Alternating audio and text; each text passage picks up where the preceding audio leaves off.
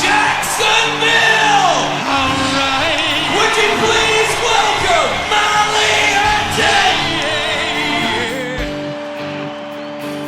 On this episode of The Gatekeeper, Keith, it's about dollars and cents, literally dollars and cents, the accounting on a big-time rock tour. And Keith, you have a friend that you're going to introduce us to that actually was the accountant out with Molly Hatchet. Why don't you tell us about it? This gentleman I've known for, 40 years, 41 years? And this gentleman, he came out with Molly Hatchet as an accountant because the band was starting to worry about the dollars and cents out on the road and the amount of money that they were making, because with upper management handling it, they didn't feel too comfortable. They wanted somebody, a professional company to handle the accounting for Molly Hatchet. And my friend's name is Stephen Grossman. And Stephen, welcome to the Gatekeeper. Thank you. It's a pleasure and honor to be here. I'm a big fan. Thank you. Let's kind of set the table of who Stephen Grossman is, okay? Run us through how you got into this crazy business of rock and roll, being from the Northeast. Oh, I grew up outside Washington, D.C., and I went to the University of Maryland, and I graduated in 1979. And as a lot of people do, I got my start by being the student government concert chairman at the University of Maryland, and I booked the concerts for the student council. And when I graduated, my major was in radio, television, and film, and there weren't a lot of jobs in my major. But there were jobs in the concert business where I had a lot of contacts from working at school. So my first job is I went to work for a promoter in the Northeast. A gentleman by the name of Frank Russo was a big promoter in New England. And that was my first job. And, as entry-level jobs go, they don't pay very well. And I had a friend of mine worked at a company in New York called Prager and Fenton, Eric Wasserman, who's still a friend of mine today. And he said, I have a client, Molly Hatchet, and we've had different people out on the road, and I guess some have worked out better than others, but they're looking for somebody new. And the first show, I remember I met the guys in New Haven, Connecticut. It was in Providence, and I took the train to New Haven, Connecticut. And then they were opening for the Allman Brothers, and then the second night they headlined in Albany, New York, the Palace Theater. So as an accountant, I had two different scenarios, one where we were the opening act and one where we were the headliner. Now, Stephen, when you came out on the road with us and you joined us up in the Northeast, okay, the guys, you were the new guy out on the road, okay? It's like a fraternity initiation, yeah. Yeah.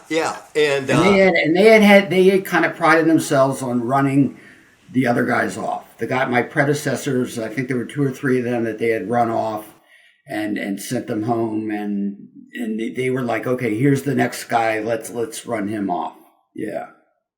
Evidently, you worked out pretty good because the guys started to like you, and once they start liking you, okay, Stephen, they give you a nickname. Okay, before you go to the nickname, let me just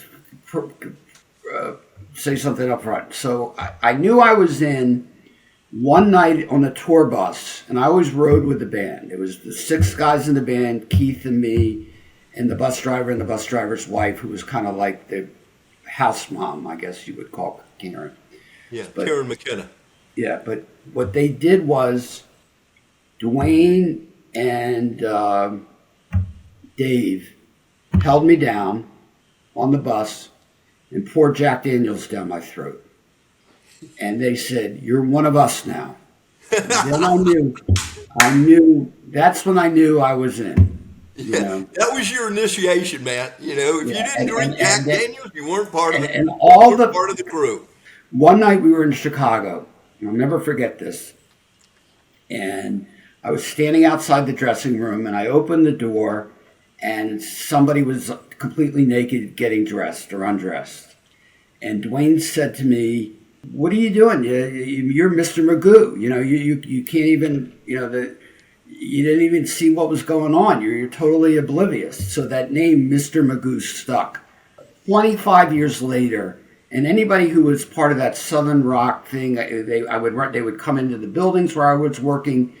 I would hear from off in the distance, "Hey Magoo, what it is," or something. That the name has still stuck for years and years. Oh, Magoo, you've done it again. Stephen, I want to talk about a show that you and I did with the band, and it was in Texas.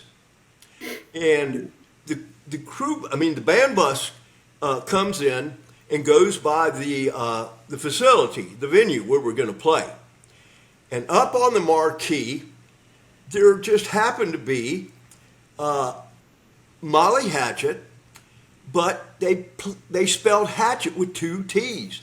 And in our concert rider, our contract, okay, that if a promoter misspells Molly Hatchet and puts 2 T's in the spelling of Molly Hatchet, that they are fined $1,000.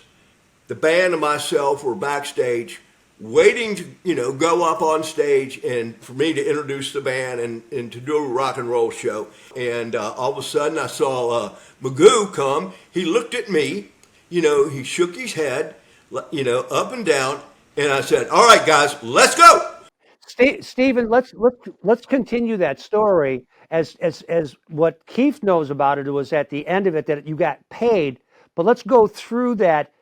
Tell us how you had to approach the promoter or the concert person that they owed you $1,000 more or the band's not playing. How did that go? I did explain to the promoter that it would be in his best interest in his working relationship to continue with us to just do this, and that he did. Well, they knew, Stephen, that if they didn't pay, they wouldn't get another band. Well, they were disrespecting the band by misspelling the name. It wasn't just a case of the limos were too much money or something like that. They literally were disrespecting the band and the 6 guys in the band. Yeah. And that was the line in the sand. If there was a limo bill that you and I had a problem with, we sort of worked it out or something like that. But this was the band. This was the guys. So. Yeah. Stephen, I want to know if you had the Anvil briefcase like Jughead had for his tours. I've seen that briefcase. I know that briefcase had money in it after his show. Did you also have a briefcase? I did not have an Anvil briefcase. I think I had to pay for it with my own money. And I think they told me the first day, you better show up with a briefcase. So I didn't have a lot of money. So I think I went and bought more of an inexpensive, kind of fake leather briefcase. But it had locks. I remember it had a combination locks on it, not a key, which I thought was very important. But I took that briefcase everywhere I went. I used to sleep with my briefcase, okay? I didn't want anything to happen. And I had a pair of handcuffs, that I would handcuff, if I didn't want to carry it, I'd handcuff to something that wouldn't walk off, But I was told, I think Steve Holland, rest in peace, told me one time, he said, don't ever handcuff it to yourself because they won't hesitate to, fill in the blank. Do you miss being out on the road? I don't miss being on the road. I don't miss.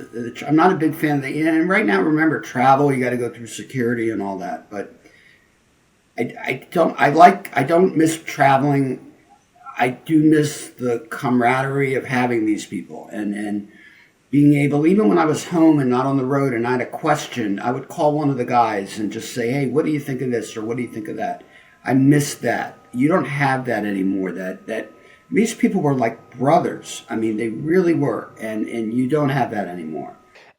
Back in the day, when a band was trying to be sold or went to a promoter, it was basically due, how they were doing in record sales, how the airplay and radio was going. Okay, um, uh, how their popularity was. Fast forward to today, those platforms are gone. There was more back in the day, a farm system for artists to be developed, and record companies were very, may have been the evil empire to some, but they were the brilliant marketing machines. Yep. And they could take an artist, an unknown artist, and promote it, and went to radio stations and did 95-cent concerts and did whatever they had to do to break it. Also, what Molly Hatchet was good at was they complimented everybody, so they could open for almost any act. So if you needed an opening act that could sell tickets, Molly Hatchet could do it. They could go into any market and sell a couple extra thousand tickets, and they would get along musically. Even if it was a British, like Black Sabbath, Molly Hatchet could get along with them, or UFO. Nowadays, the record companies don't really exist like that. I mean, the artists do their own marketing through social media. It's completely and totally different today than it was back in the day, because back in the day, we got in their faces. And then that brings up the next question. Back in the day when you were out on the road, those Molly Hatchet tickets were maybe $6-8, okay, for a show. Now those tickets are $500.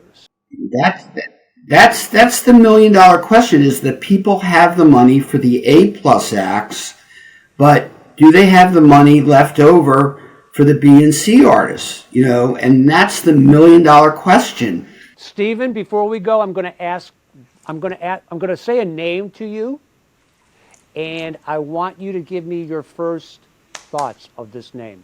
Yeah. Okay. Molly Hatchet. Come on here! One of the greatest rock and roll bands of all time, and probably the thing in my professional career that I enjoyed working on most, and I'm talking about 50 years. It was a great time in my life working with them. I can't answer this easily, but they became my family. They became my mentors, and I don't know. It's hard to answer that. Sorry. Keith Johnson. The pro of pros. The guy that the ringmaster, the guy with the plates on the sticks that kept everything going, kept the trains running, kept everything going, dealt with all the personalities. There would be times where Keith would give me the signal, like, go away. You do not need to be a part of this. He knew how to handle the situations. Keith was the master of getting situations to blow over. He could diffuse any situation. You know what, Ron and Stephen, I want to thank Stephen for being part of this conversation today. I haven't seen Stephen in 30, 40 years, and we keep in contact by the phone. I've always, just to let him know I'm still here, checking on him if he's doing all right. So, Stephen, thank you so much for being part of the Gatekeeper. And all I can say is from Studio 1J in beautiful St. Augustine, Florida, stand by for the next episode of The Gatekeeper.